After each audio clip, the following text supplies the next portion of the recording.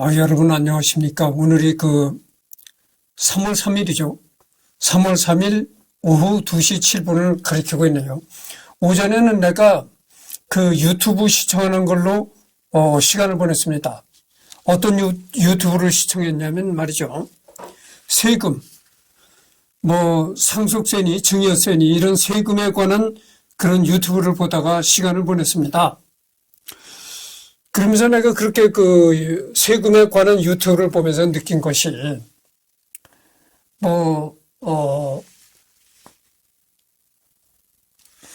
나같이 이렇게 적은 봉급이라도 봉급 생활하는 사람들은 세금에 관해서 그렇게 신경 쓸 게 없죠.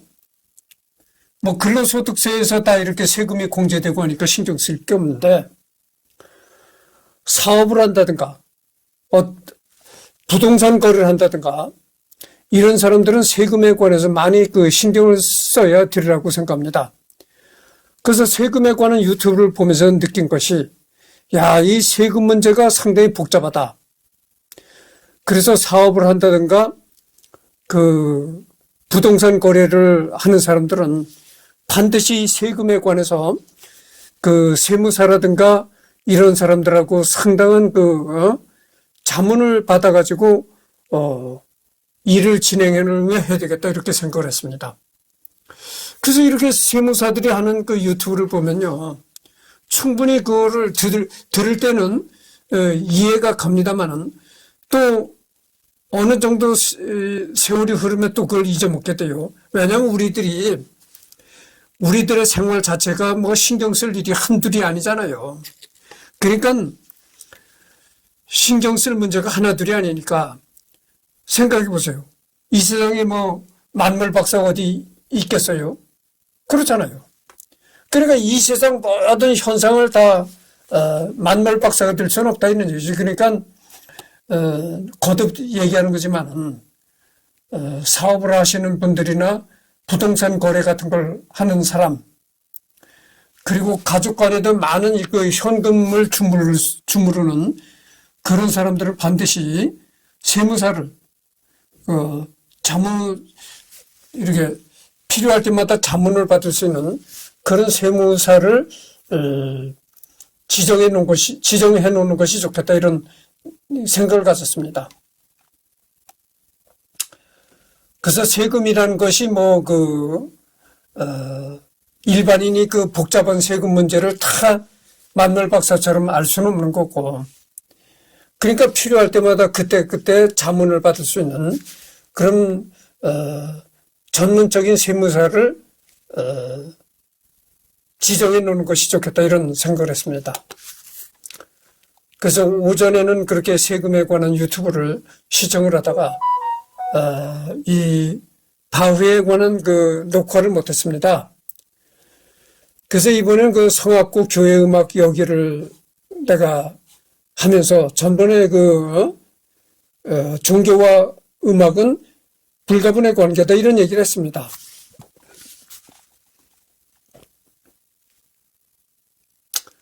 그래서 여기 보면은 바흐가 종교에 관한 음악을 작곡한 그런 얘기가 나옵니다.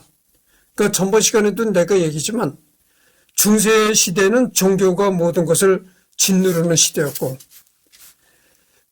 중세 시대가 끝나고 이제 르네상스가 도래했고, 르네상스가 지나고 바흐 시대, 그러니까 바로크 시대가 도래했다.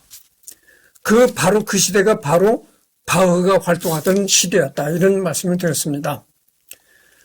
그래서 중세가 지나고 르네상스가 도래했고, 르네상스가 지나고 또 바로크 시대가 도래했지만은, 그러나 어쨌든 간에 서양에서는 이 기독교가 중세 시대는 지났지만 그래도 이 기독교라는 종교가 모든 예술에 많은 영향을 줬다 이런 얘기입니다. 그래서 이 BWV라고 나오는데, 이것이 바흐 작품임을 나타내는 줄임말입니다. 한마디로. 그래서 이것이 다 종교에 관한 음악인데, 이 얼마나 아름답게 빛나는 샛별인가. 이것은 1725년 3월 25일에 초연됐다. 이런 얘기입니다. 하나님이시여 하늘에서 굽어보소서. 이것은 1724년 6월 18일에 초연이 됐다. 이런 얘기죠. 근데 바흐의 음악을 이렇게 보다 보면 말이죠. 이 칸타타라는 말이 참 많이 나옵니다.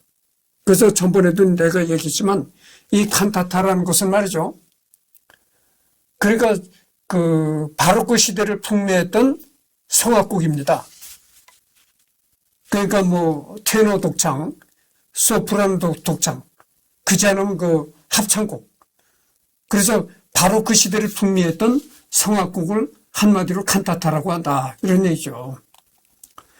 이 하나님 얼마나 많은 마음의 고통을 그리스도가 죽음의 포로가 되어도 나 어디로 피할 것인가? 저녁이 되니 저희와 함께 머무소서. 우리 주 그리스도께서 요르단강에 오셨도다. 사랑하는 하나님이시여 저는 언제 죽나이까? 구원이 우리에게 찾아왔네. 내 영혼을 주님을 찬송하고 하나님을 경배하라. 주인 나라에서 흐느낌 슬픔 근심 두려움 나의 한숨 나의 눈물. 하나님께서 우리 편에 계시지 아니하셨더라면 주여 당신께 영광이 있으소서. 감사로 제사를 드리는 자가 나를 영화롭게 하나니 비와 눈이 하늘로부터 내림과 같이 하늘에 전쟁이 있으니 오 영혼이여 우레 같은 말씀이여 내 속에 근심이 많을 때에 예수께서 12 제자를 데리시고 당신은 참 하나님이며 다윗의 자손 꾸밈없는 마음 당신은 노여움으로 내 살은 성한 데가 없고 얼마나 더덥고 얼마나 헛된지 누가 알까요? 나의 종말이 얼마나 가까워졌는지. 하나님을 찬양하자. 한 해가 저물고 주여 감사드리나이다. 기뻐하라 구원받은 무리여 즐거운 비더라우여 하늘이 웃는다 땅이 환호한다. 사랑의 예수님 나의 소망이요 오직 주 예수 그리스도 당신만이 오 영원한 불길이요 오 사랑의 샘이요 오직 주 예수 그리스도 당신만이 오 영원한 불길이요 오 사랑의 샘이요 마음과 영혼이 어찌할 바를 모르네. 기쁘게 솟아올라라. 기쁘게 솟아올라라. 믿고 세례를 받는 사람은 고통의 심연에서 내가 당신께 부르짖으니 굶주린 이에게 너희 양식을 나눠주고 하나님의 아들이 나타나신 것은 예수님이자 당신을 찬양합니다. 그 안식일 저녁에 환호소리 높은 중에 하나님이 오르신다. 사람들은 너희를 회당에서 쫓아내리라. 사람아 무엇이 선한 것인지 주께서 말씀하셨다. 이게 한없이 이렇게 길어집니다. 이걸 다 생략하도록 하겠습니다. 그래서 이 바흐 작품의 목록들이 이렇게 수없이 많이 이어지는데 이게 뭡니까? 이게 다 예수 성경에 나오는 그런 얘기들을 이제 음악으로 만든 것이죠. 그래서 여기 보면은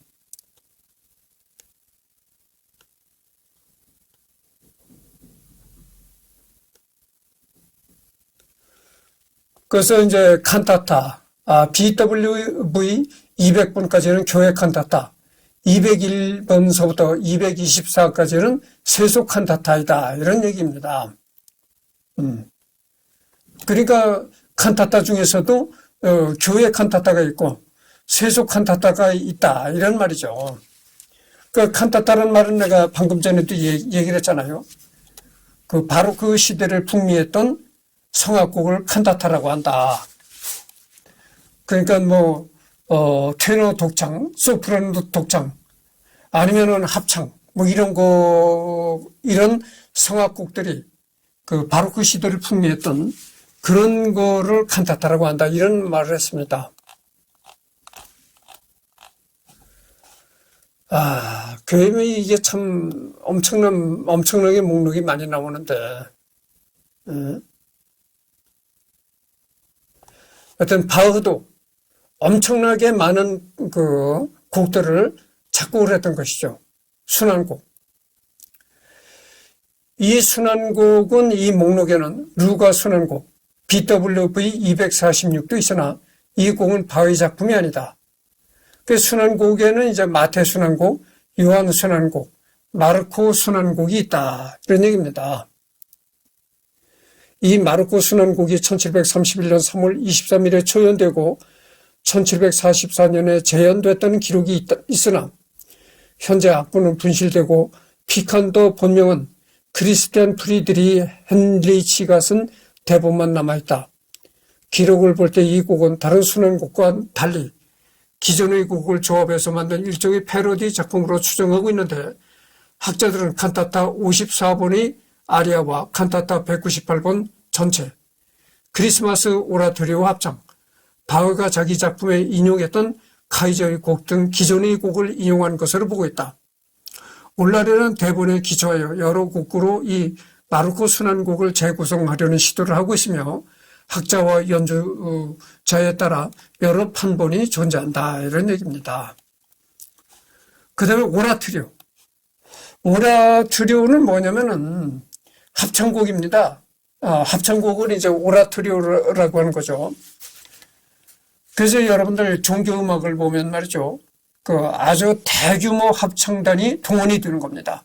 그래서 많은 인원의 합창단이 동원이 돼가지고 전부 우레와 같은 그런 합창을 쏟아내는 거죠. 잠깐만요.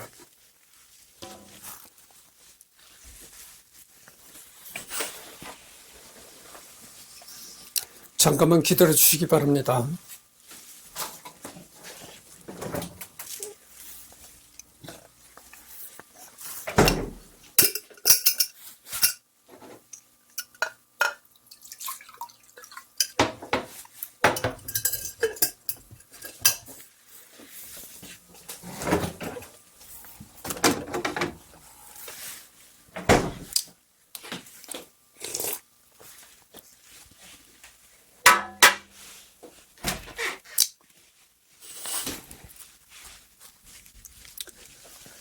크리스마스 오라토리오, 형식상으로는 6부로 구성된 오라토리오이긴 한데 실제로는 6개의 칸타타를 모아놓은 칸타타 모음곡에 가깝다. 물론 각 칸타타는 음악적으로 긴밀하게 연결되어 있기 때문에 결코 따로 노는 느낌이 들지 않는다. 규모가 큰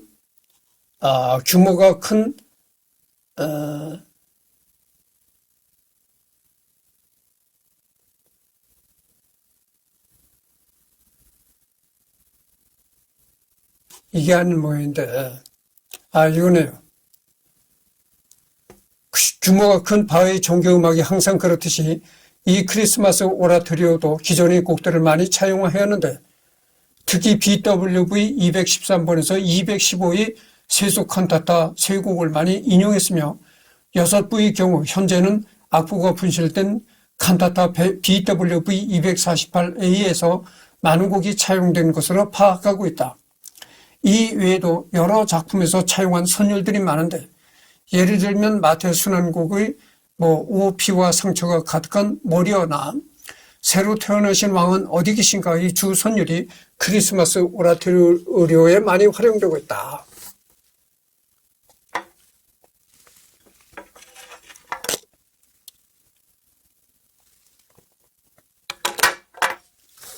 그러니까 이런 것이 다 이게 종교에 관한 곡들입니다. 그렇잖아요. 크리스마스 오라토리오, 부활절 오라토리오, 코랄 합창곡, 독창곡, 가곡 찬송가 아리아 등 오라 달콤한 죽음이요. 당신이 내 곁에 있어준다면 BWV 508번 코드 프리드 아인리슈텔체르의 오페라 디오메데스의 아리아를 바흐가 오르간과 성악곡으로 편곡하였다. 여러분이 바흐 작품 중에 BWV라는 게 붙은 그런 명칭이 붙은 곡이 상당히 많습니다. 그리고 바로 내가 전 시간에도 뭘 했냐면 그러잖아요. 외계인과 이렇게 보이저호가 외계인과 혹시 만난다면은 우리의 존재를 알리기 위한 음악으로 바흐의 브란덴부르크 협주곡 2번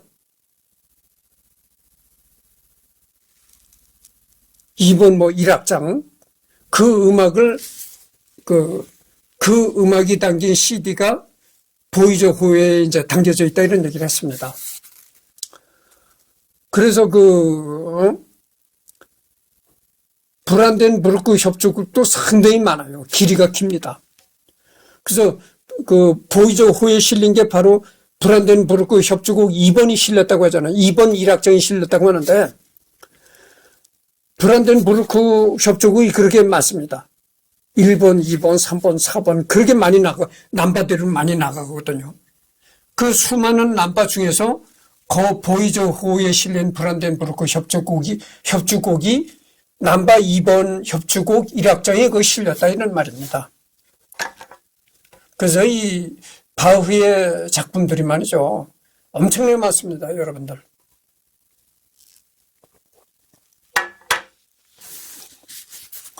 코랄 합창곡, 독창곡, 오라 달콤한 죽음이요. 당신이 내 곁에 있어준다면 BWV 508, 코트프리드 하인레이 슈텔젤의 오페라 디오메데스의 아리아를 바흐가 오르간과 성악으로 편곡하였다. 그다음에 건반 음악. 여러분 건반 음악은 모음곡이라고 한 게 있고 또 모음곡 이렇게 나가고 전주곡 푸가와 알레그로 전주곡 이런 게 나옵니다. 네. 류트 바이올린 첼로 플루트 독주를 위한 음악 류트를 위한 모음곡 무반주 바이올린 소나타와 파르티타 무반주 첼로 모음곡 무반주 플루트를 위한 파르티타 A단조 BWV 1013 실내악 관현악 그 다음에 관현악 바이올린 협주곡 1번 A단조 바이올린 협주곡 2번 2단조 이렇게 나갑니다. 두 대의 바이올린을 위한 협주곡 D단조 플루트 바이올린 하프시 코드를 위한 3중 협주곡 브란덴부르크 협주곡 그 다음에 건반악기를 위한 협주곡 하프시 코드를 위한 협주곡 1번 2번 3번 이렇게 나갑니다. 하프시 코드란 건 말이죠.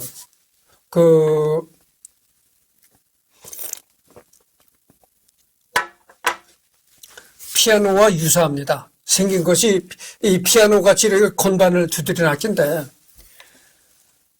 피아노의 조상이라고 봐도 되겠습니다. 그러니까 피아노라는 악기가 정식으로 나오기 전에 있던 악기가 바로 이 하프시 코드였다 이 말이죠. 지금은 지금 오케스트라 피아노 협주곡 이런 거는 하여튼 지금은 이 하프시 코드라는 악기를 사용을 하지 않습니다. 근데 바흐 곡을 연주하는 그런 오케스트라나 이런 데서 바흐 곡을 연주할 때만큼은 이 하프시 코드를 이용하는 경우가 있어요. 그런 걸 말씀드립니다. 그래서 하프시 코드 협주곡도 이렇게 많다는 것을 알 수가 있습니다. 1번, 2번, 3번. 그 다음에 4번, 5번. 이게 전부 하프시 코드 협주곡입니다. 그러니까 오케스트라와 하프시 코드가 협주하는 그런 곡이죠. 하프시 코드 6번, 7번, 8번. 두 대의 하프시 코드를 위한 협주곡 1번, 2번, 3번, 1번, 2번. 세 대의 하프시 코드를 위한 협주곡. 네 대의 하프시 코드를 위한 협주곡, A단조 이렇게 나오는데, 두 대의 하프시 코드를 위한 협주곡이라는 건 뭡니까? 하프시 코드가 두 대를, 하프시 코드 악기를 두 개를 갖다 놓고 연주한다는 거죠. 세대 하프시 코드를 위한 협주곡이라는 건 하프시 코드를 3개를 갖다 놓고 이제 오케스트라와 협주한다는 얘기입니다. 그리고 4개의 하프시 코드를 위한 협주곡이라는 것은 하프시 코드 4개를 이제 배열해 놓고 오케스트라와 같이 협주를 한다. 그런 얘기입니다. 그 다음에 관현악 모음곡 1번 C장조, 관현악 모음곡 2번 B단조, 이런 얘기죠.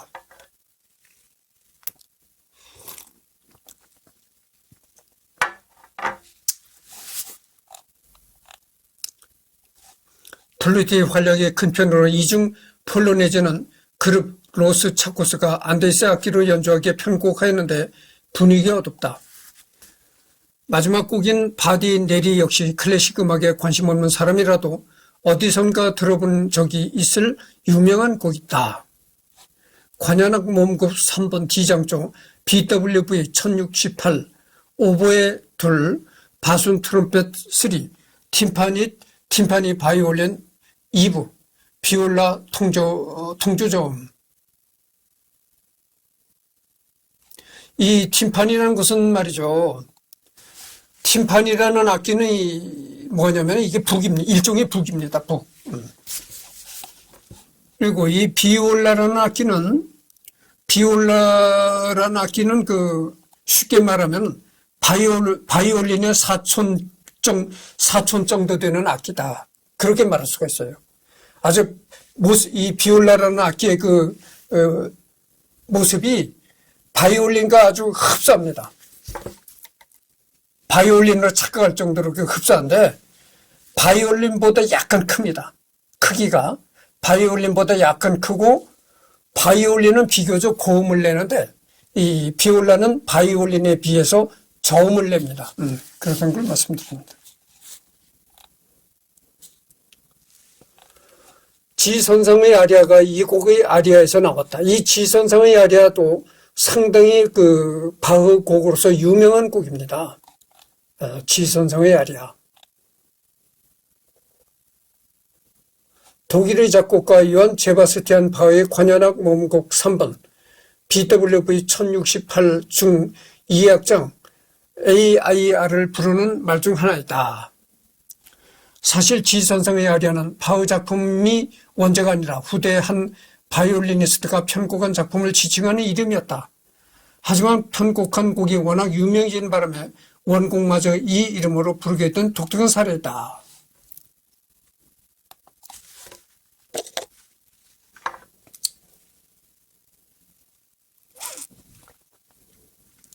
워낙 바흐가 작곡한 곡들이 많기 때문에 말이죠. 이 바흐가 작곡한 곡들을 모두 이 목록을 읽기도 참 벅찹니다. 그럴 정도로 많이 작곡을 했어요.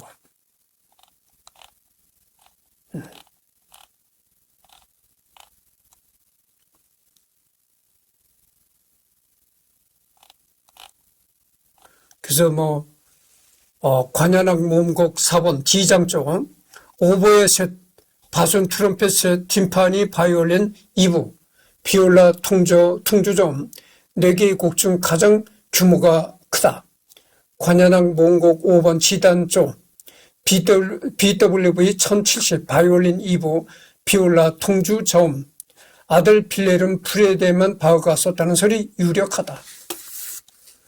대입법 실험 작품으로서는 이제 그 음악의 헌정, 푸가의 기법 이런 게 있다는 거죠. 음악의 헌정은 말이죠.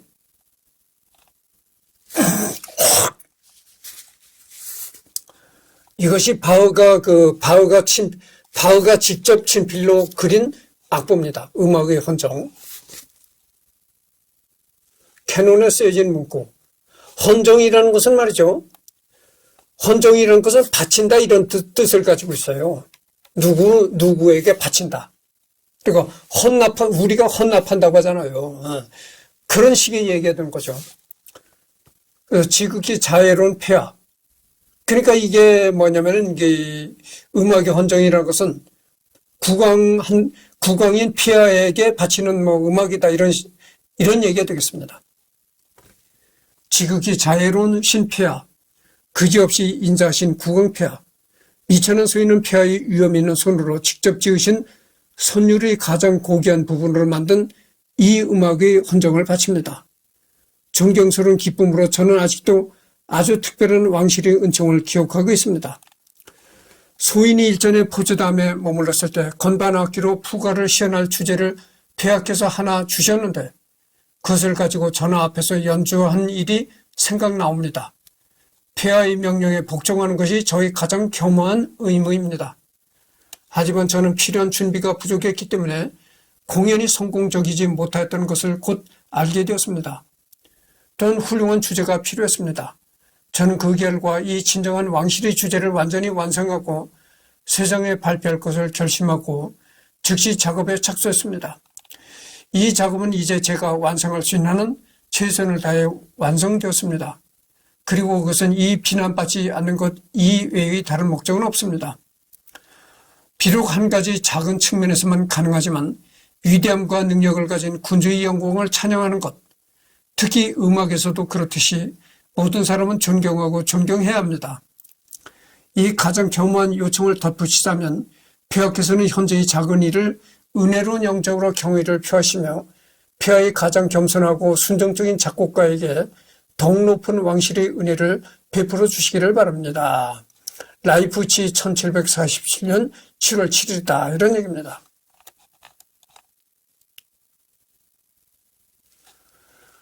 그래서 이제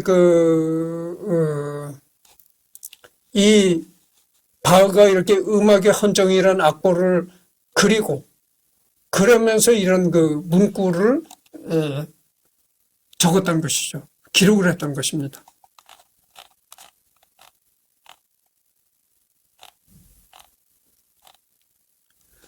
독일의 작곡가 요한 세바스티안 바흐가 1747년에 작곡한 곡으로 2개의 리체르 카레와 1개의 트리오 소나타 그리고 10개의 캐논으로 구성되어 있다. 작품 번호는 BWV 1079이다.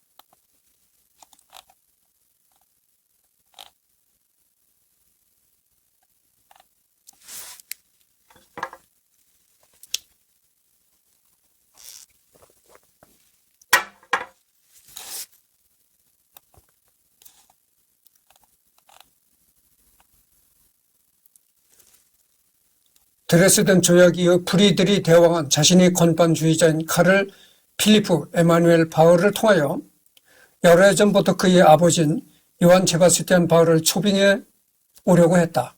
그러나 바흐는 응답을 미루었다. 종전 뒤 바흐는 그의 손주를 볼 겸 포츠담에 가기로 한다. 대왕이 플루트 연주회를 가지던 중 바흐가 도착하였고 흥분한 대왕은 궁을 돌아다니며 질버만이 만든 피아노를 연주하게 했다. 피아노 연주를 마치고 대왕은 직접 주제를 지시하며 삼성푸가를 연주해달라고 부탁하였다. 바흐는 삼성푸가를 완벽히 연주하였고 왕은 같은 주제로 6성푸가를 연주해달라고 요청하지만 바흐는 주어진 주제를 어렵고 모든 주제가 6성푸가에 어울리는 건 아니라고 왕을 훈계하며 자신이 직접 만든 주제로 6성푸가를 연주하였다. 나중에 6성푸가를 만들어 바치겠다고 약속한다.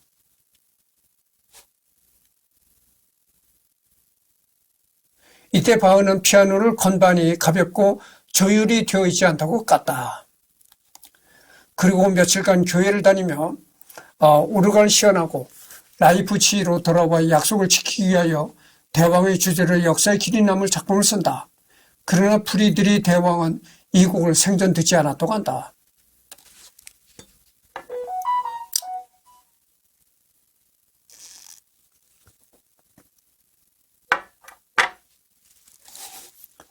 그러니까 여러분들 또 얘기가 나오겠습니다만은 내가 그랬잖아요.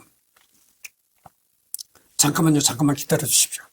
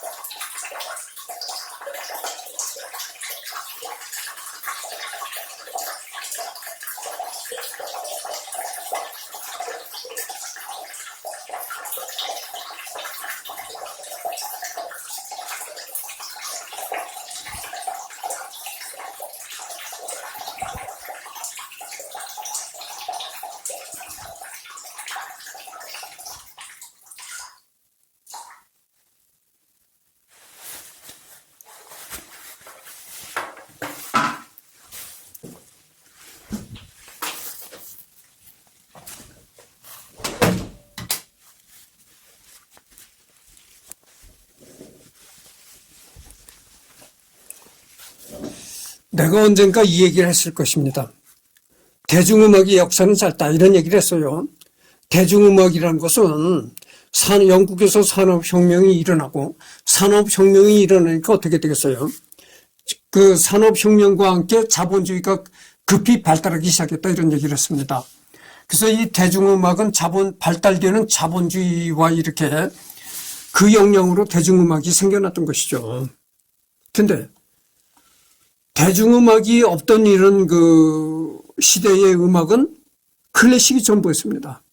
음악이라면 클래식 음악 그것뿐이었어요.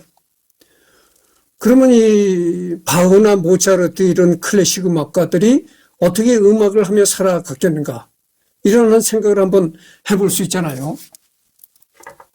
그렇잖아요. 요즘 같은 이렇게 자본주의가 발달한 세상에서도 생각해 보세요. 자본주의가 발달한 세상에서도 음악으로 먹고 살기가 힘들잖아요. 그렇잖아요.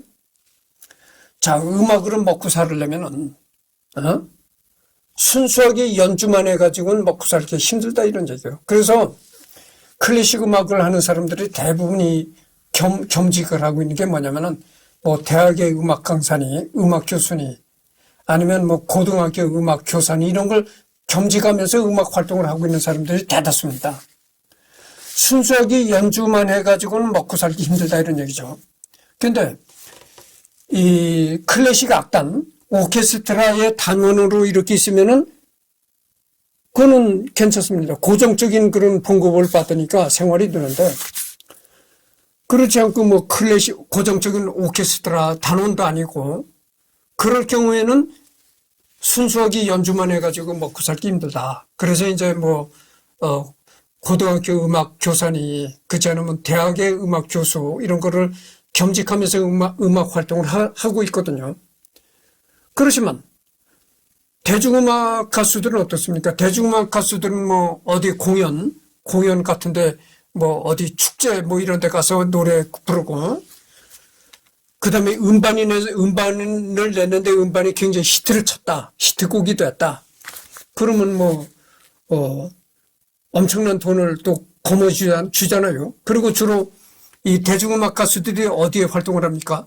이 방송국 이런 데서 활동을 하잖아요. 그런데 활동을 하면서 대중적으로 이름이 많이 난 사람이 이제 대중적으로 이름이 그렇게 유명하게 많이 나다 보면은 광고도 많이 들어온다고죠. 여러분 그래서 광고 같은 거 하나 찍으면 톱스타가 한 번 광고에 나가면 얼마입니까? 수억 대가 되잖아요. 광고 그 개런티가. 그런 걸로 해서 먹고 산다고죠. 그러니까 요즘같이 자본주의가 발달한 세상에서는 대중음악을 하는 사람이 인기를 끌었다 하면 돈을 많이 벌어들이는 겁니다. 그렇지만 이 클래식 음악가들은 대중음악가들과는 다르거든요. 클래식 음악가는 유명하다 하더라도 대중음악 하는 사람처럼 그렇게 많은 돈을 벌어들이기는 어렵습니다. 물론 클래식 음악가도요, 세계적으로 뭐 손꼽히는 사람들은 엄청난 돈을 법니다. 그렇지만 그렇지 않은 이상에는 그 클래식 음악 하는 사람들은 뭐 대중음악 하는 사람들처럼 그렇게 큰 돈을 벌어들이지는 못하거든요. 일반적으로. 지금 같은 자본주의가 발달한 세상에서도 그런데 예전에 자본주의가 발달하지 않던 서양의 그 왕정 시대에는 어떻겠어요? 음악을 해서 먹고 산다는 건 정말 힘든 일입니다.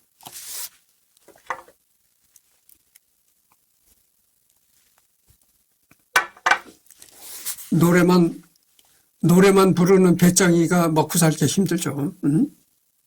그러니까 이때의 음악가들이라는 건 바흐나 베토벤 이때의 음악가들이라는 거는 궁정음악가들입니다. 대부분. 그러니까 궁정에 소속돼 가지고 그 왕궁에 소속돼 가지고 거기서 이제 음악을 작곡하면서 먹고 사는 겁니다. 그렇지 않으면 궁정에 소속되지 않으면은 어떤 특정한 귀족, 많은 땅을 소유한 영주나 귀족, 이런 그 귀족들이 음악 애호가들이 많았어요. 예전에. 응? 지금 이승열이가 음악 애호가잖아요. 옛날에도 이렇게 돈을 많이 벌고 많은 땅을 소유한 귀족이 나처럼 음악 애호가가 있었다. 그런 얘기죠. 그러니까 그렇게 돈도 많이 벌고 귀족인 음악가가 사람이 음악 애호가라서 이제 돈을 급료를 주고 봉급을 주고 음악가를 고용하는 겁니다. 그래서 살아갔던 거예요. 대부분이 이때가 그랬던 시절입니다. 그래서 이때 사람들이 전부 직간접적으로 왕궁과 연결이 다 될 수밖에 없었다 이런 얘기죠.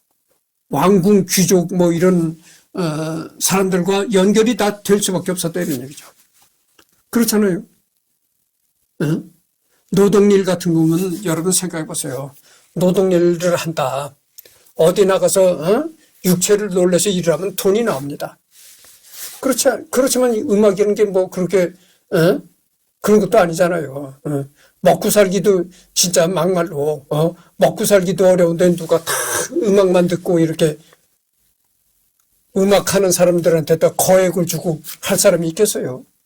옛날이나 지금이나 똑같은 겁니다. 일반 서민, 잘 사는 사람보다는 일반 서민이 많거든.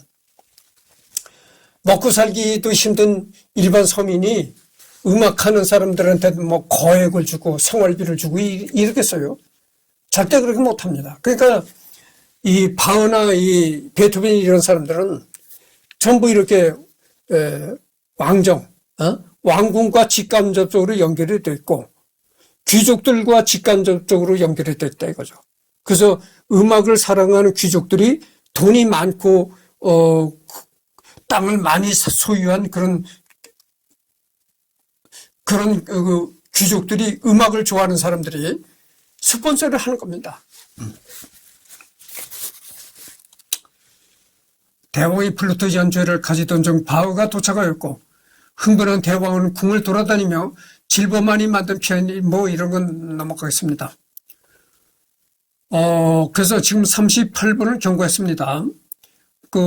그래서 2분이 부족한 40분이 경고해서 여기서부터는 또 다음 시간에 하도록 하겠습니다.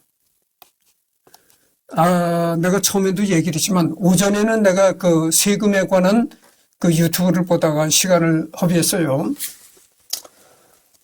그래서